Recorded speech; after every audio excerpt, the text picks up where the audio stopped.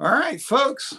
Hey, Jim Pankey here, and right up there is Lisa Flores. Hi, guys. Hey, hi, Jim. We'll give folks a chance to find us, and but thanks for making the cool little banner.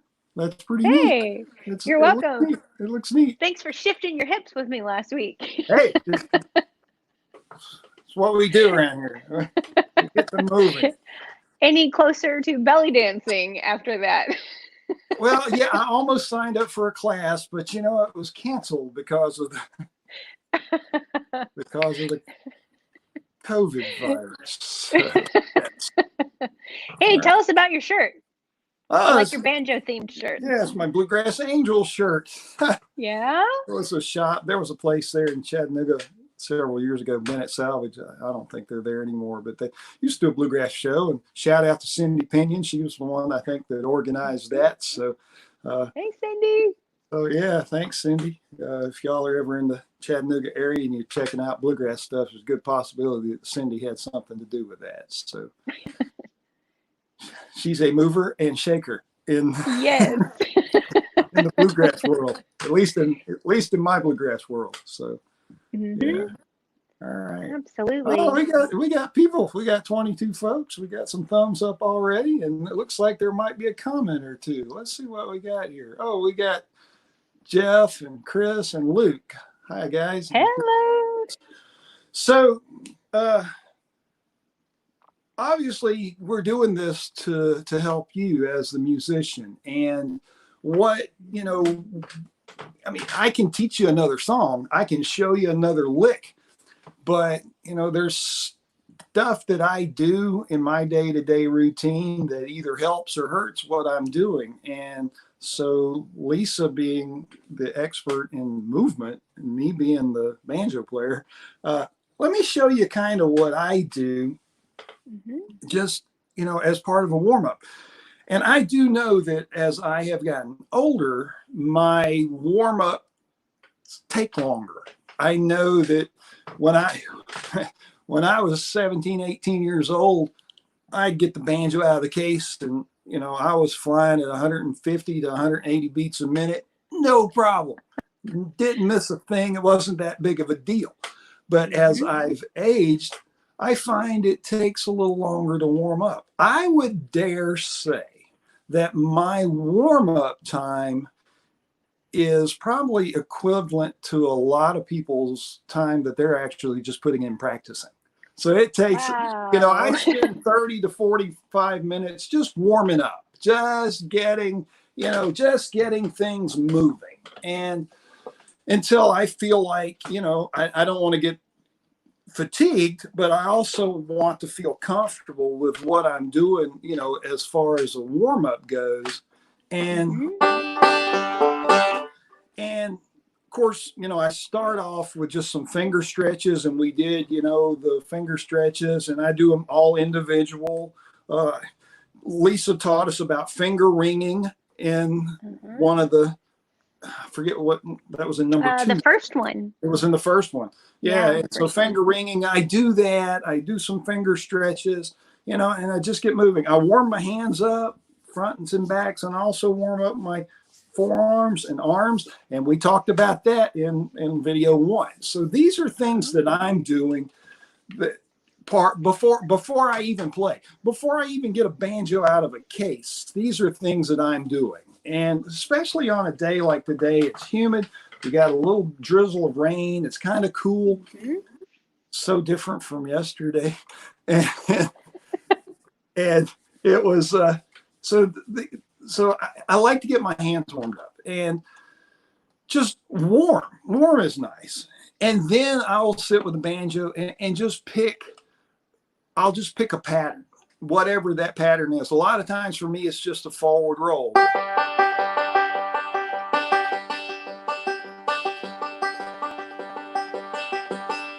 Hey, Jim, can you make your screen bigger so we can see it better at home? Oh, shucks. I don't know. Let's find out. Hi. Let's see if I can be bigger. I'll show them a different finger roll. Oh, yeah. Nope.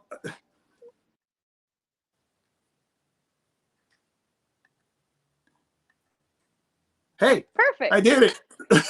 I did it. So basically, you know, I'm just doing a forward roll. And for all the banjo players in the group, you know, it's just thumb, index, middle. And it can be.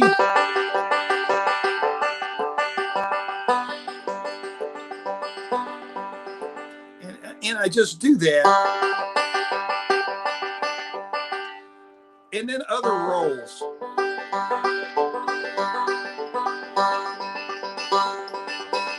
Until I feel that I can move fairly fast. And then I might,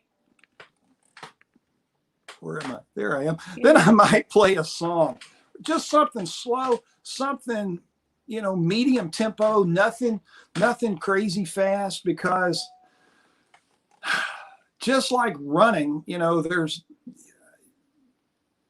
you don't run your fastest immediately. You know, there's some warm-up time involved, and same thing here. So I would play something slow, and a lot of times, like if Roy Curry and I go out and just do a solo or a duet gig, we will start off with very, like Roy would call them, stately tunes. Very just very, not slow, but not fast either. So medium tempo tunes.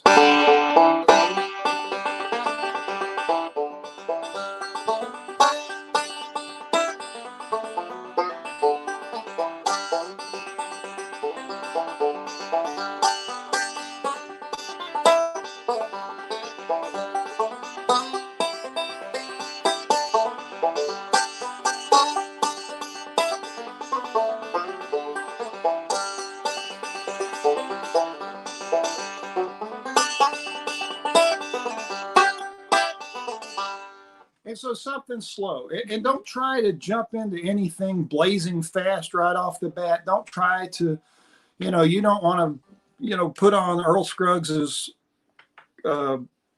recording of Foggy Mountain Breakdown at 186 beats a minute and try to play along with that. You know, you want to play with Cabin in Caroline or No Mother or Dad.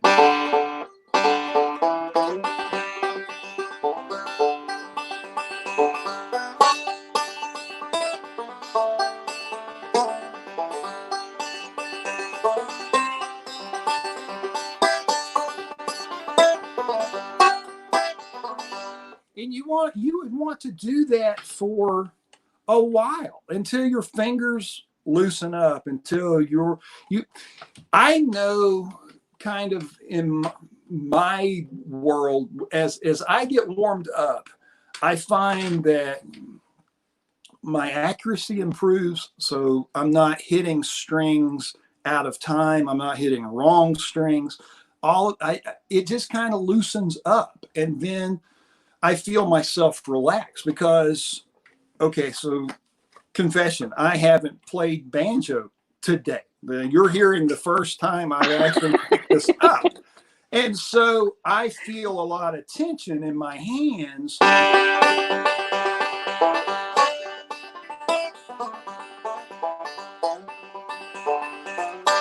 a lot of times I'll sit and just play licks. And that's getting my right hand moving. Left hand, same thing though.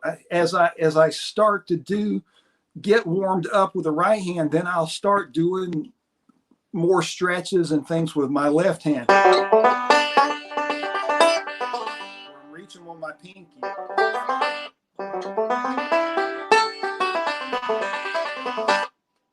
I don't normally do a lot of scales, but I will. So if I know on the set list that we're going, like with the Hamilton County Ramblers, we did If You Think You Want a Stranger. It's a George Strait song, but we bluegrassed it up pretty hard.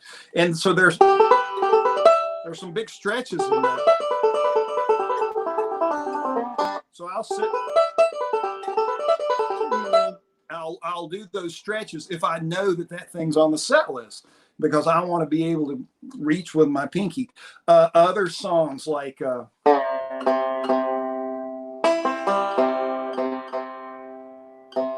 in the key of C, a lot of times I will like to end a sea song with with something that's it's a big sounding chord with big intervals between all the notes, and it's just a C chord, but I like to end it with it. So if I played like Home Sweet Home, I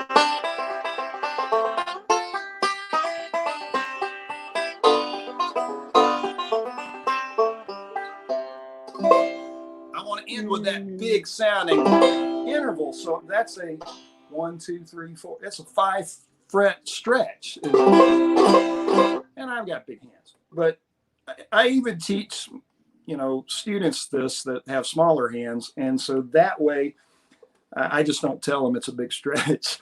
But but it's and so I would sit and do that. So those are things that I'm warming up with, just to be comfortable playing, and warming my hands, warming my forearms, and just getting all of that loosened up and relaxing. This is like, so for me, this is they say confession is good for the soul, but confession number 2. Like when I'm doing these videos, when I'm doing like an instruction video or a live stream or something, this speech, this personality, this what I'm presenting is a little more rigid than me in real life. Mm-hmm. And so there's effort here because I'm trying to present. Yes. And so and so watch as this stream goes along, that toward the end you will see that I'm a lot more relaxed. And a lot of times when I'm shooting videos, the video that you see or the conversation that you see in an instruction video, unlike a live video, sometimes that's the 7th, 8th, 9th, 10th take that I have done to say the words and go. Nope. And not feeling just very staid in my speech, or I don't want to sound like William Shatner, or I want it to flow as best I can with the stutter and the weird accent that I have. But it's so for me, warming up, it's a matter of picking, it's a matter of relaxing, and as far as just actual songs and stuff, I don't necessarily always have tunes that I'm working on for, that I warm up with, but I do, I play through licks and ideas. So Let's see. All right, here's a question. This is thanks for sharing your warm-up routine. Well, that's... And your confessions. Yeah. Well. All right, let me see what kind of questions we got. I was running my mouth, and let's see. I'm sure I've missed something. All right, we got some hellos. Hello. I think we've got some visitors from New Mexico and Vermont today. England. So hello, friends. All right, so Steve, I can kind of this is another thing that you're going to work on when you're warming up, and it's just a matter of your hand position. I know a lot of guys that'll take a thumb pick and shorten them up, and to where they don't hit the head, and you can see, like on my banjo head, you can see some wear up here, and so when I'm playing up here, like what the Scruggs book called the Y position. Yeah, I occasionally touch, and that's just. But I really don't touch the head much with my thumb pick. But it's just a matter for me. It's just something that you can work on. But I mean, you'll get it. Don't stress about that too much. Let's see. Okay, here we go. Better to learn one song till you got it worked out, or better. Ooh, that's a great question. Mo, I tend to work on one thing at a time, and I kind of always have. I will take a song and I will just play it a lot. In the beginning, I mean, when when I was first learning, I had a couple of songs, and those were the two songs that I played just perpetually, and until I figured out how it worked. So if you spend a lot of time in a particular song, then those tunes are going. Then you're going to understand how that tune works and how you're going to pull, you know, ideas out of that to put into other tunes. So there's a lot of merit with actually working on just one thing at a time. I mean, you know, some songs are related, so you could work on multiple pieces if they were related songs, like Bowling Cabbage Down and Cripple Creek. Those songs are very related. They're using a lot of the same techniques. So sure, you could probably tackle those together, but you probably wouldn't, you know. But if songs were hugely different, then maybe focus on one at a time.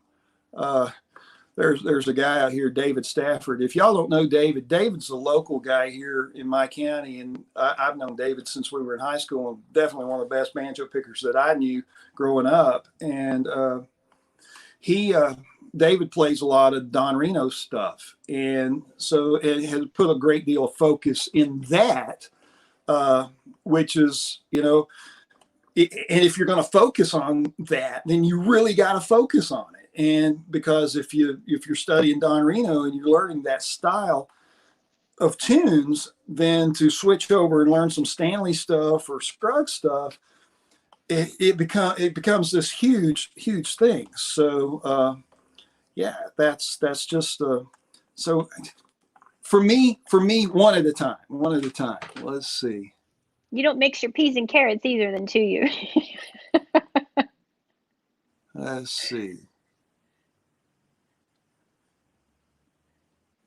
All right. I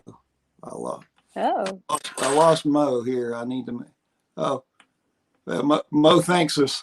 Yeah, I'm glad you're doing it right, Mo. Hey, Kentucky.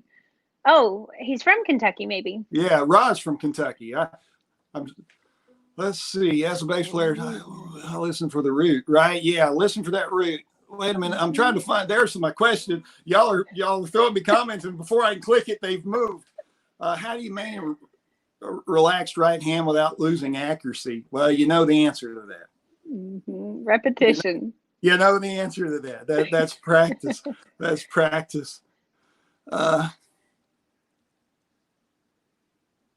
right. But to speak to the relaxed part, the hand please. is not an entity unto itself, right? It's connected to you. It's so connected. all Right. So part of and the musculature of the hand is not only within the hand; it goes all the way up to the elbow, and the elbow being obviously in between, in terms of joints, in between the wrist and the shoulder. So improving this central area, which has come up each week that we do this, is the elbow seems to be a hot topic for folks. But to encourage you that there are things we can do for the elbow, but it lives in between the wrist and the shoulder. Right. So if you've been doing a lot of hand things to help a hand relax, and you're doing the repetition and the practicing, and you're still trying to figure out how to get relaxed, look upstream and see what's going on. The nerves and the blood vessels are that serve your hand are on the front and the side of the neck, and then they go into the collarbone and then through the arm. So last week we did more neck stretches, and by first ramping the head, and then let's see, I see that line of tension already. You know, I did one day my ear will come down to my shoulder. Not today. We don't have to force anything. Relax. That doesn't work. But you could, let's see, let me scoot over. Put palm side up and reach out with your elbow If you just reach out with your hand, you'll often hyperextend at the elbow. So if you think of moving your elbow away from you, you'll get a little traction, and your palms up, and you'll actually start to put your palm or your thumb behind you. Okay. So from the side, your arm's actually going to be in front of you. You're not going to worry about having it beside you. It's going to be a little in front. And then this elbow is going to reach away from you. And then you can add the next, the head ramp and the neck to the side stretch. And that'll help you get a long connected line. Wow. Yeah. Okay. You like that? Yeah, I'm good. I'll be here for a minute. Yeah, what more can I say about that? Sometimes I pause from talking because I'm it's like it's pretty feeling happy good. at this point. And then you can relax out of it. Right. And then try the other arm. So your elbow's bent. You're going to turn your palm up, thumb behind you. Yeah. Elbow goes away from you, head ramp, and then bring the ear, relax the ear towards the shoulder. Okay. And if y'all want to review on the head ramp, Lisa's, it was your last video, right, that we covered? Yeah, I finally put it out yesterday, but it is up now. Okay. We can provide a link. But the head ramp is just that your skull moves backwards, but also upwards. So it's how you get tall. If you want to sit up taller, you can do that with the neck motion. Right. And if you need a little assist after you've relaxed into it, you can use the weight of your other hand, but you don't want to pull your head over. So the head ramp, I was thinking about that. Michael Wright says, ouch. Yeah, well, it can. Stop before that. Yeah. So thinking about the head ramp motion as I walked through my son's bedroom door there just a moment ago, there are notches or pencil marks on the door. And so, I'd stand up there and stand up, and he put his head up against the wall. That's a head ramp. He's pulling his head up to be as tall as possible. Yes. And so, it's like, you got it.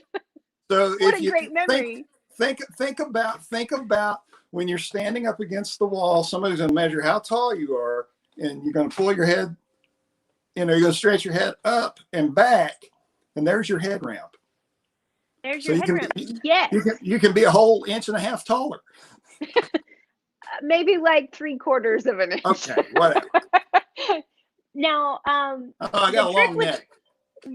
Yeah, you might be able to get it. I'm sure you look taller in person. When you're head ramping, especially if you're doing this exercise against a door, someone's head may or may not reach the wall based on things that are happening in the upper back or even the hips. And so oftentimes, when the head has reached its limitation of being able to ramp, sometimes the rib cage will lift up. So that's not what we're looking for. We're not looking for that. We're just looking for the head to come up. And so there's a stopping point. At the back of the head ramp, you should still be able to breathe and swallow comfortably. Hey, Tim. Thanks. Oh, right, Tim. Thanks, Tim. Let us know if you have any specific questions. But elbows, let's do a move for elbows. Let's talk about elbows. Let me put my... And actually, I brought a friend today, one that is safe for social distancing requirements. Oh, well then. This is Slim. Let's see if I can lift him up. There he is. I can't tell. Is Slim a guy? Slim is a guy. It's actually very hard and very expensive to get a female skeleton. So most of them are male. Okay. Yeah. I couldn't tell from here. So. And he's got a bendy spine. But here's an arm here. But what I really wanted to show you, and I might have to scoot up for this, is the forearm. Right. I'm going to bend him over. Boy, he looks uncomfortable at this point. A good assistant he is. All right, so this is the funny bone, the humerus, Right. and the elbow back here. Right. And the forearm, can you tell that it has two bones? I can't see what you can see. Yeah. Yeah. Yeah, I can. See it. And when you're, depending on the orientation, so palm up, those bones are parallel. Okay. All right. Right. And then when the palm goes over, they twist over each other. Right. But they're still connected at the same spot. They're still connected to the same spot. So they kind of twist. Yeah. Okay. They roll over each other, and that motion is either supination. So if they were crossed over and become parallel, that's supination, or palm up. And then when the palm goes down, that's pronation. Yeah, Okay. thank you, Jim. Keeping your elbows still. I learned that. Yeah. So some of those twisty muscles are, to be able to do the supination and pronation, they're up higher in the forearm, up in here. So I was going to show you guys an assisted version of pronation and supination. So your arms out in front, and yes, okay, so we both have our right hands out, thumbs wiggling over there. The left hand is going to cradle underneath, and you might put the first finger in the web of the right hand, and then you'll just kind of hold your hand. Let me stand up so you can see it this direction. Okay. Right. So left hand goes under the right hand. Right. And the motion is that this pinky side of the forearm is going to lift up, and the thumb side is going to tip back. Okay. So on these forearm, let me put a disclaimer out for these moves. The wrists may not be used to moving a lot. They're probably used to stabilizing a lot. So if this is a new motion, this helper hand is only there to help, not to lead. Okay. All right. So the motion is, you can do it without the helper hand, but you'll reach an end range. And so if that helper hand's there, you can help a little bit extra. And then you let go. That's what's happening there. Yeah. And then you can help. And I'm just taking my hand away so that people can see that I'm actually doing the work with the stretching hand. Right. And I'm just helping with the other hand. Y'all don't hurt yourself or do anything silly. And these are short holds. Now, this particular move and this style of leading the motion actively with the stretching hand is from a fellow named Aaron Mattis in Florida, and it's active isolated stretching. So you're actively putting yourself in the motion, and then you stretch at the end. Would I have to modify for osteoarthritis in the right spelling? Acromioclavicular. So like up here, Gerald, can you confirm if you're talking about this AC joint? Since bio in class, yeah. Seems pretty good. I think he's talking about the AC joint. Osteoarthritis in general. Yeah, there you go. So I can show you the AC joint actually. Oh, there's Slim again. So we're gonna really side bend him. He's pretty tall. So that's lateral flexion of the spine. But if I turn him back, you can probably see this flat triangular area, which is the shoulder blade. And if we swing him around to the front, you can see his collarbone. So the edge of the collarbone is called the acromion, or I'm sorry, the clavicular part. The edge of the shoulder blade is the acromion. So it's AC joint, acromioclavicular joint. And it's the roof of the shoulder joint. So with osteoarthritis in general, Gerald, you're going to monitor your current boundaries and know that if you safely load them, you know, there's a certain range of change that you can experience without hurting yourself. So that was assisted supination. Oh, well, we have a very important question. Hey, Jeff. Actually, no, some other poor plastic soul lost his hand. But it definitely, he does not have a name. Taking suggestions. Okay, so we'll do assisted pronation. So if your palm's up, the palm's going to turn over. So now the palm is started facing down. And again, the pinky side is going to be lifting and the thumb side is going to be going down. Your helper hand can come over the top and give it an assist, like so. So these are short holds, about 1.5 seconds. And you're actively reaching with the right hand the whole time that the left hand is helping. There we go.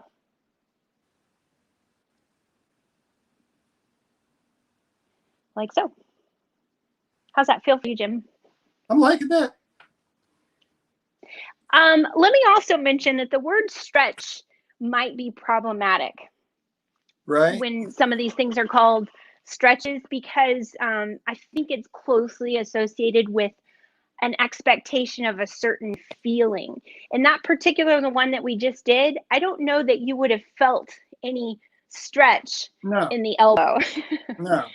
But it does address the tissues that affect supination and pronation of the elbow.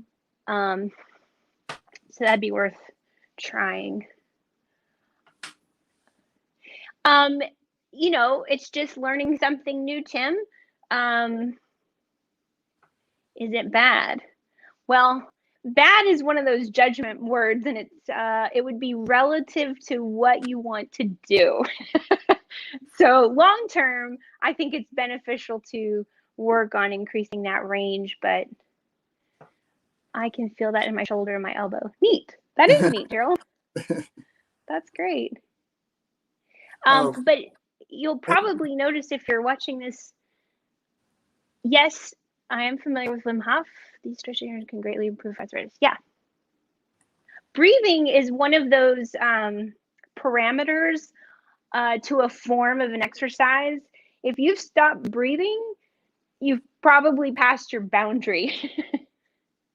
But I would say you've probably passed a lot of things at that point. There's benefit, you know, in the moment. If you really had to do something and you had to hold your breath, that might be necessary. But in the safety of doing exercises, I think it's really valuable to make sure you can breathe the whole time. And yes. Wim Hof does have some specific breathing exercises. But if you're noticing, or if you're not noticing in the real life, since we're talking and doing other things, my range of motion is increasing with repetition.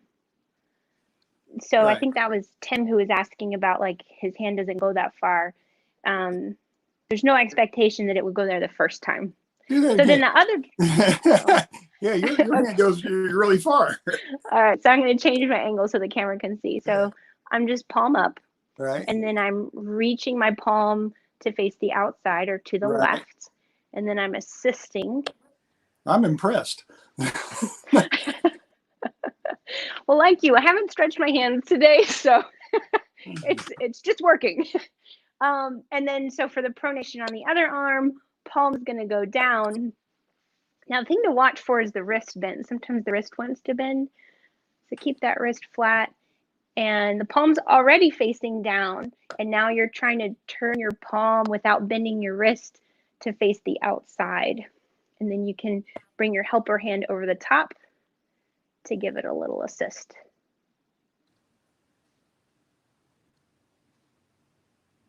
The other reason why range might be limited is it's probably an awkward move, and just figuring out how to do it. Once you figure out how to do it, it'll get better. And the goal isn't to force it. The goal is just to be comfortable within the range and capacity that you can today. Yeah. I mean, obviously, you know, I don't have that same flexibility as you have, but I mean, but the motion is still there. And, yeah, and that is nice. So you just work with what you got. yeah. And don't force it. Story from college. We had at the University of Georgia, we had a running trail. It was a trail with all sorts of stations to where you would do different stuff. So there was one where you could do pull-ups, and there was parallel bars, and there was a variety of different exercises along the running trail.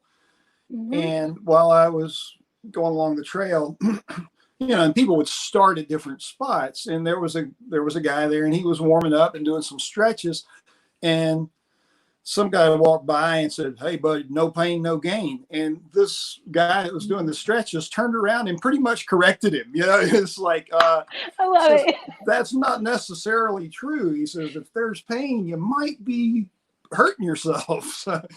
Like no pain, no gain is like you're teaching yourself tolerance. Right. And that's a little different. Yeah. and so, but it was, I thought, and so and I'll always remember that, it's like, oh, well, yeah, I get it, because, here's this guy who was going to do this course, and, last thing he wanted to do starting out was just go ahead and get injured, Yeah. Because we can do that later on, on the parallel bars. So. Exactly. Have in mind what your goal is. Why are you doing this? Ostensibly it's because you're a musician and you're tuning in and you want to be able to play more comfortably, but these same things can apply to other goals. After doing those pronation supination ones, I kind of like to follow up with let's see, I've got another prop here. I've got one of those. You got one of those? Let me yeah, come I'm back sitting here. on it. Where we talked about the flat hand one. That probably is honestly my favorite stretch. Where you just flatten out all the knuckles, and you should have a little bit more wrist freedom to go in this position. Now, for the questions about osteoarthritis, or if your joints just don't go that far, like that's 90 degrees, a vertical arm with a horizontal palm. But if you don't have that much wrist extension, you can always shift back so that your shoulders are behind your wrist. Right. And there's another geometry shape, an obtuse angle. But people have called me obtuse before. They didn't know they were in for a math lesson. But as you stretch the base of the thumb out and starfish your fingers and flatten out your knuckles, then you can work on actual wrist extension. And I just think that feels really good. Okay, but more moves. So there's also wrist flexion. And that's my passive amount of wrist flexion. I could curl the fingers or whatever, but that's as much as that joint wants to go at the moment. So I can hold on to that and give it a little extra. But not from the fingers. Okay, fine. Just above it. Jim did it wrong again. Did it differently. You're too kind. Are y'all? Now, hey, are y'all doing these with us? I mean, I want to know. y'all just like to see me be awkward. That's what it is.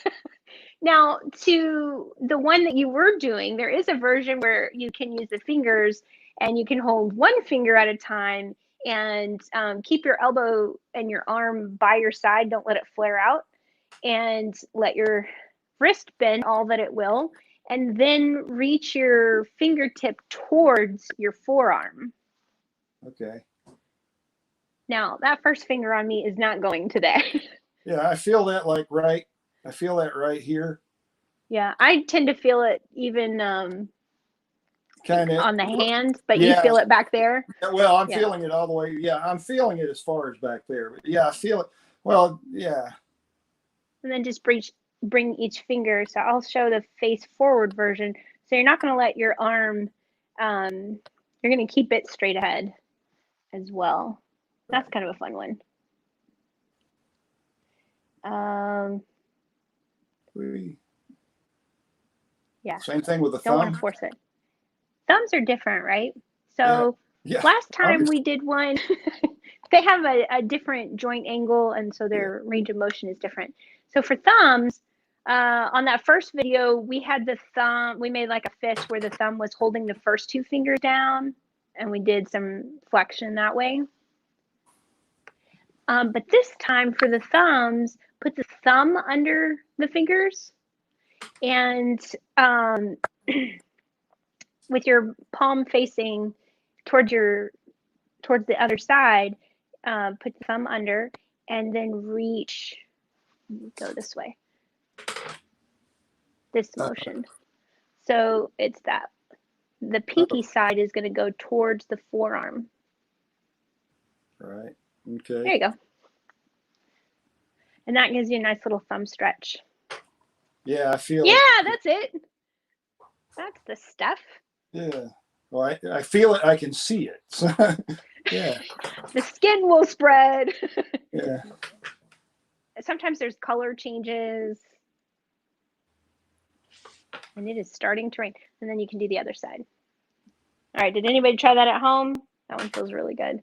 I tried it. And you are at home. I am at home. So those are a couple of extra ones. But I would encourage, like kind of to the point of the question of, do you play one song over and over, or do you do lots of different songs? With these stretches, I would almost give the opposite answer. Do some rounds and then do something else and then go back to it. So you're going to like pick a handful of the stretches that you like. Don't force it, but go through the motions and then do them again. Straight up your arm. Sometimes, yeah. So depending on where your personal tension is, it'll hit all those spots. So when you're doing that one, it's easy to bend the wrist in. So keep that wrist neutral. Super tight, yeah. So if you've got areas that have been super tight and they haven't moved like this before, it's really helpful to give them a break and do something different. So it might be this one, where you open the thumbs. Like that, how did the football thing go? When you had paper footballs and you had to make the goalie? This way, yeah. So you got the goalpost thumbs. There we go, now you can see them. Same thing with this one, but upside down. You gotta spread them open. And I still like the arm behind the back. Is there an exercise to play faster banjo?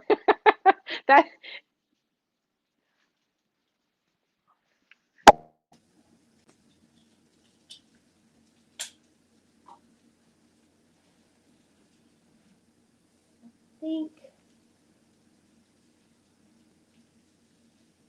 I lost you.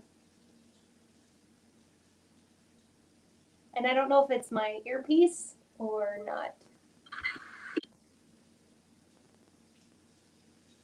No, I'll sign out and come back in. You stay, Lisa. Uh-oh. Well, hold on.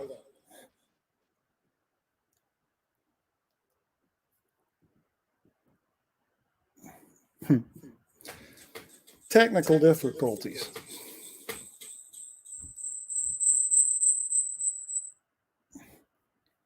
All right. Hey, Lisa. Hey, Yeah, she's back. Can you hear me now? I sure can. Can you hear me? Yes. Okay. Yes. Okay. It wasn't your problem. I had a phone call that took over my. Oh, I see. And so I am going. I will be right back. I am on my computer at the moment. So. Okay.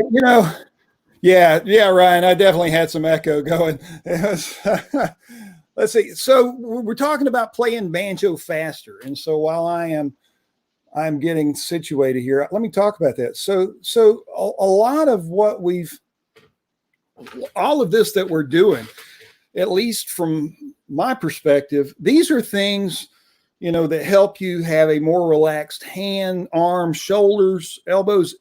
So all of these stretches and things are going to help you relax, because you've all heard that, you know, to play faster, you've got to be relaxed. And boy, that's true. And if you have a lot of tension, then you're not going to be able to, you're really not going to be able to play that fast. And then obviously, you know, the more relaxed you get and then practice more, you will build speed. I promise you.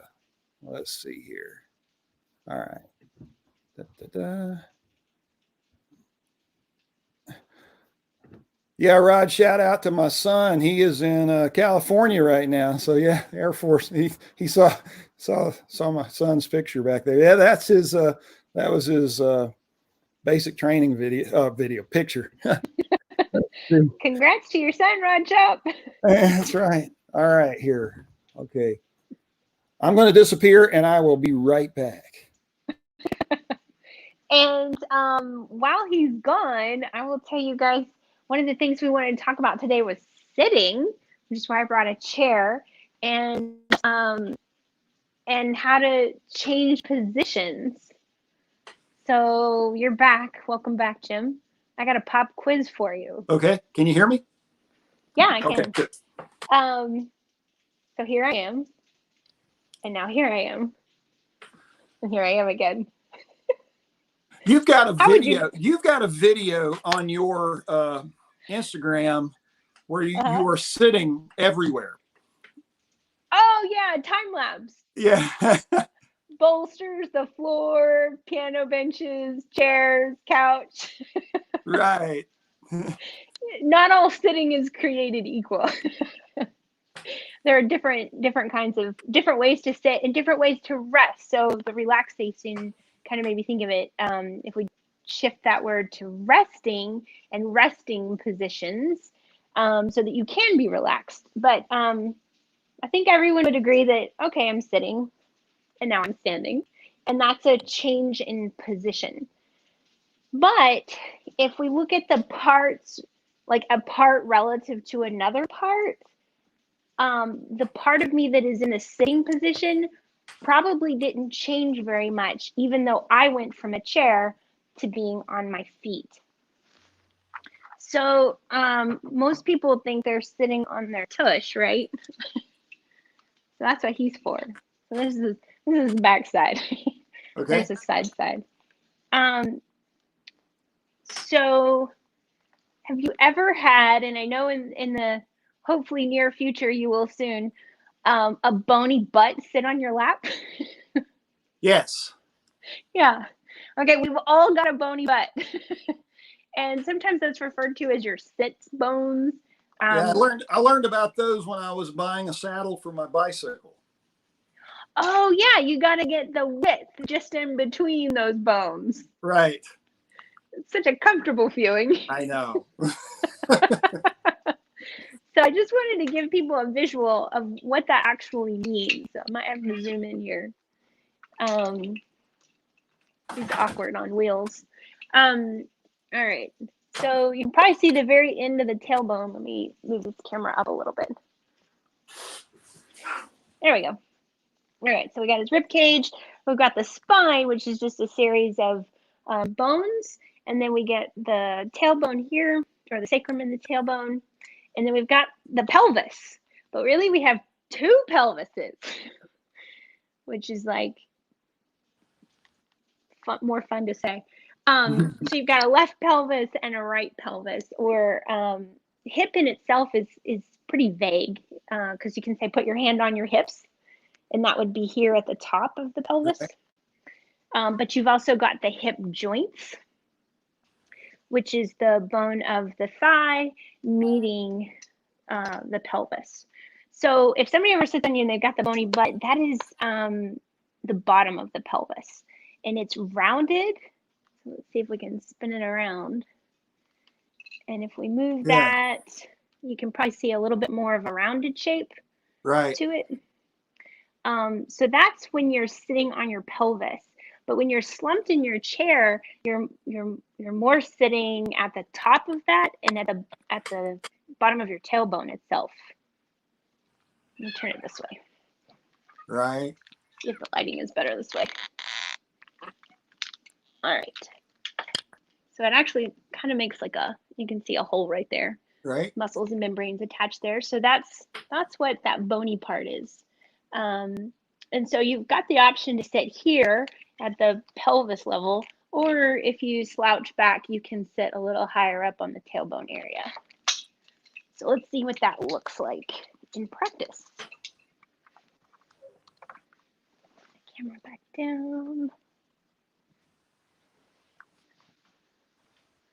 So there's like this. Right. Pretty cool. Yeah, I don't let my students sit like that. Nothing wrong with it. It feels pretty good, right? It does, but in this situation, it is restful because you're not doing anything to hold yourself up. The chair is doing all the work. right. Right.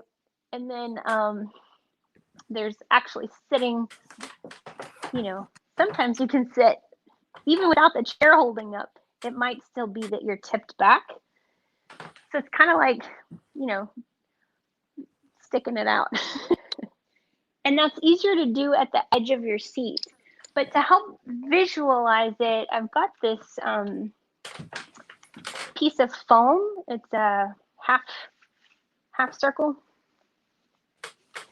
And if I sit on it, I think you can probably see the line here. Right. And if okay, so I can roll back or I can tip forward. And at home, if you don't happen to have this, which I wouldn't imagine anybody does, you can actually use a rolled towel. Jim is prepared. And this rocking back and forth can actually be really relaxing. Rocking is calming to the nervous system. Now, if you're on the towel, you'll definitely want to scoot to the edge of your chair. And you can roll something up here, like a beach towel or something. And you probably won't be able to do the back part of the rock, but the one that will be really useful is the tipping forward. Kind of like sticking your butt out, but relaxed. And really what it is hip flexion. How's that working for you, Jim? Kind of like sitting on this towel. I need one of those foam roller things you get. They just kind of help rock. But you don't have to have anything at all, actually. If you've got the hang of it, you can do this on a flat surface with or without anything. But what the towel or the foam does is just help you find that tipping forward place. So if to relate it to the banjo world is, if someone's struggling to sit upright, it doesn't have to come from the shoulders or the back. It can just come from letting your pelvis relax forward. And if that's a struggle to do based on the chair that you have or the height that you have, you can bolster it with something like a towel or t-shirt or jeans or pillow, whatever you've got. I see what you're doing there, what you're showing, and this is something that I do. I guess this is one of the reasons, like in my 10 lesson for my beginners, I say, get the straight back chair, because I want them to sit upright. And it's not that I want them to put their back in the chair, be rigid, but it's a matter of, for me, like in a wooden bottom chair, like for me, you can feel those bones better. Exactly. And so it forces you up off of those bones. It's a little more comfortable, and it adds time to your practice session because your butt's not sore. Yes. Same principle for buying that saddle for the bicycle, to find one that fits your butt, and then now you can ride the 100. Pelvis. now you can ride the 100 as opposed to bailing out, at 30. So yeah, the other thing you can do with a chair, probably not as well with a banjo, but part of what makes this hard, we think we sit so we're always in hip flexion, but it's a certain range of hip flexion. So if you're used to sitting like this, that's less hip flexion than this is. And so the other way you can use a chair for hip flexion is like the Captain Morgan pose. a lot of teenagers we see in PT sacral. So yes, there's a mood that goes with that position, like an or an attitude. Yeah, that's a really good point, Jeff.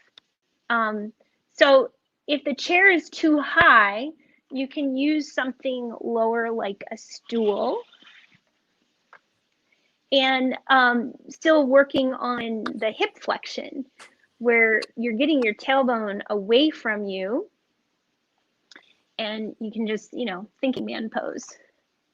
That's, basically a one-legged squat at a time. Sitting is a squat. It can be a squat, unless you're doing the teenager pose. So that's one way to increase hip flexion when you're just around a chair or stool.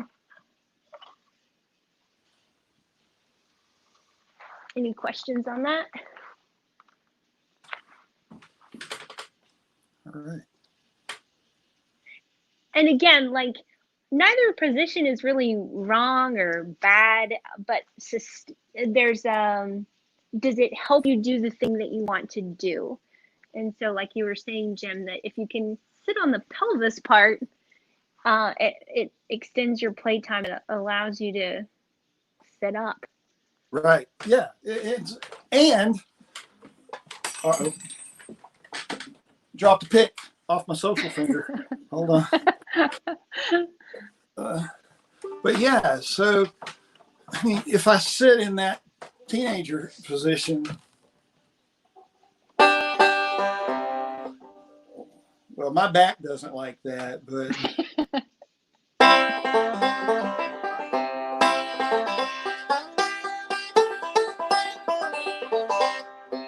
there's a lot of issues with that for me picking, as opposed to sitting up, pushing my pelvis back, where I'm sitting on more, I guess, glute or thigh muscle there than I am on bones. I don't feel like I'm sitting on bone at this point. And plus now my posture's better. Banjo is in a better position.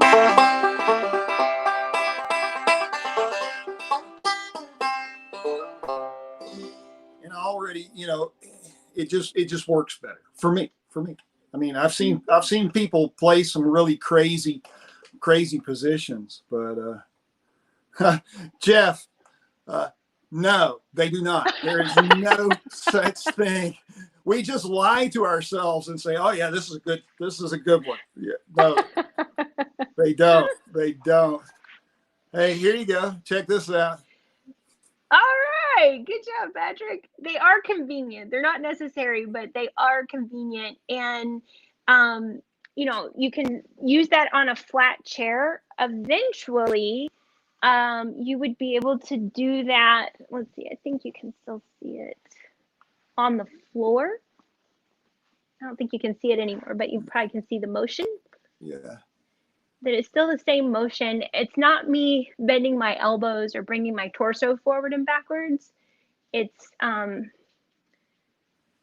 letting the pelvis drop back and tip forwards. And then eventually you can do it without the foam at all. The breathing comes back. It is important. We're gonna have to do a stream on breathing. All right, everybody, breathe in. Yeah. Now, if you needed to take a break from sitting upright, the teenager position probably would feel good. Right. So don't be afraid to change shapes, but just think about like how that shape is being created. Is the movement happening at the hip joint, which is where we want it to come from, or is it happening somewhere else? Hey, finding a nice position to sit. Yeah, so there's a company. They make a rocking chair. It's a glider, but they call them pick-and gliders, and they're a glider rocker without arms, so that you've got room to pick, and they are at just the perfect angle to sit and pick. And gosh, I don't know where you find them, but I bet you if you were to Google pick-and glider, you would find it, man. They're a little pricey, but boy, they are comfortable. They are And comfortable. that'd be great for any of the stringed instruments, right? Guitar, Yes, ukulele. Because the rocking is so soothing. Crohn's, 6 months. Plan. Left hand fingers. Block. Right hand pins and needles. Any tips?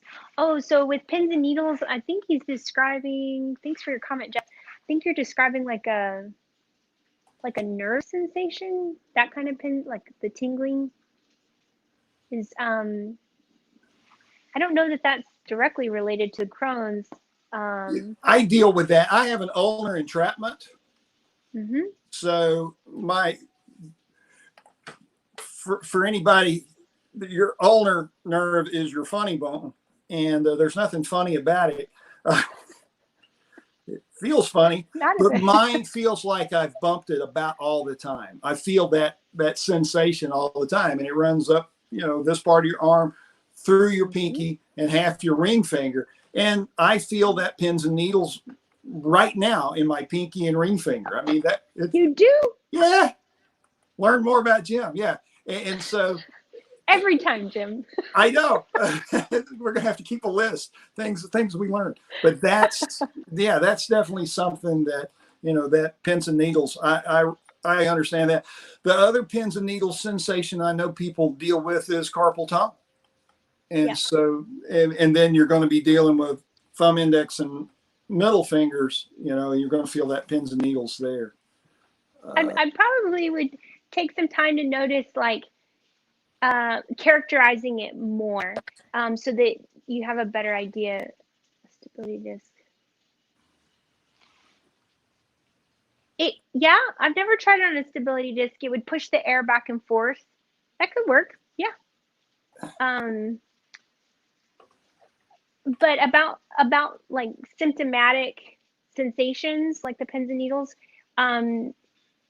take some time to characterize it, like, because when you say you just have it, how do you know when it's gone, or how do you know when it's better, other than it's just completely gone, which would be great. But you might notice that it happens all the time. It only happens before I play, or after I play, or while I play, or when I'm brushing my teeth or driving, or kind of notice when it exists, the intensity of it, how long it lasts, the duration of it, the course of a week, and hopefully one of those markers gets better over time. Or go see your physical therapist. Right. For that one. I mean, I think these things would be helpful. Sometimes people have immediate relief. A lot of times it's gradual, and it's like watching grass grow, and then one day you're like, hey, that feels better. I'm going to answer Rod's question here. You just received a pack of the Picky Picks, like what I use, and they're a little hard to get used to. Yes, they are. Remember, when I mentioned these, I said this is a real case of do as I say and not as I do. Find a normal pick. But yeah, if you ever get used to these, man, it's hard to go back to anything else. Let's see. All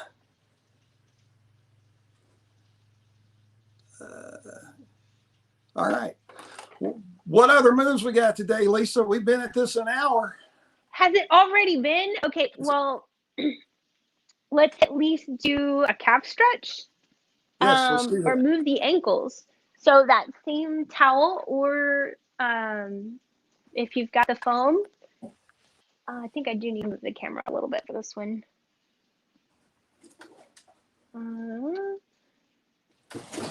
See your table there. Yeah. That'll be all right. It's fine. Okay, I'll show you on this one. Is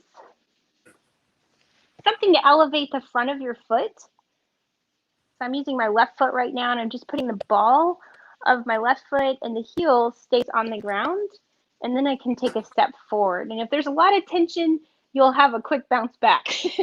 So you don't have to step very far forward in the beginning. You can just take steps forward and backwards.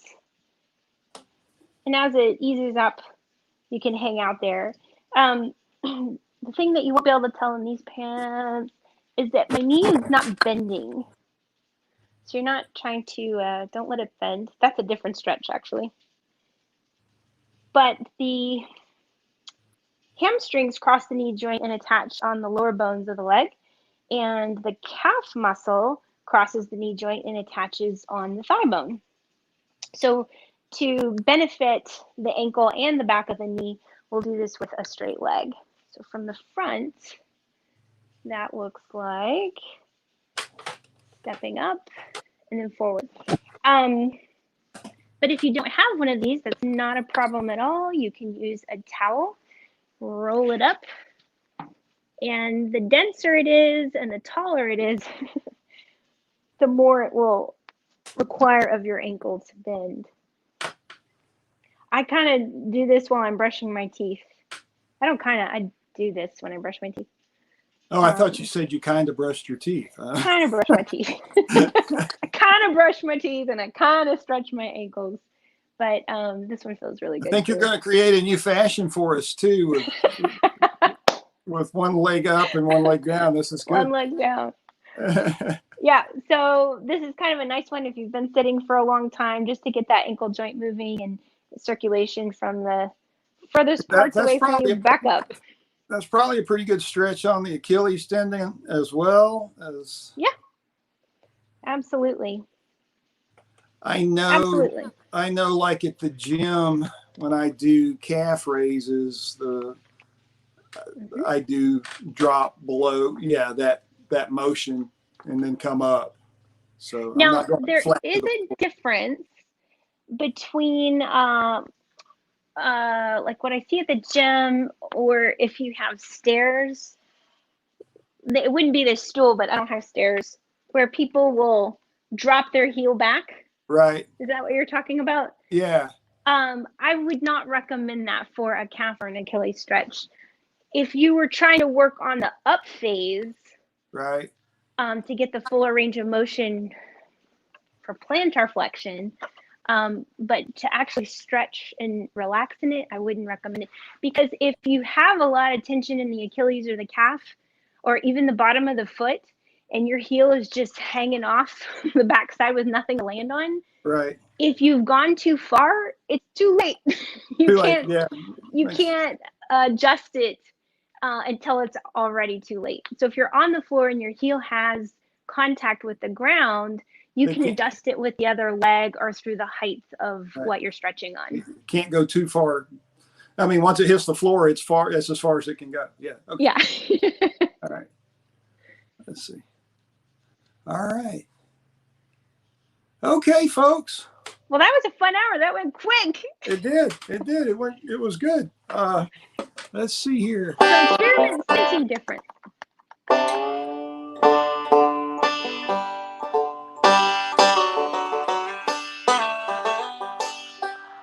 What are you going to play for us to take us out? What are you going to play for us? I don't know. Let's see.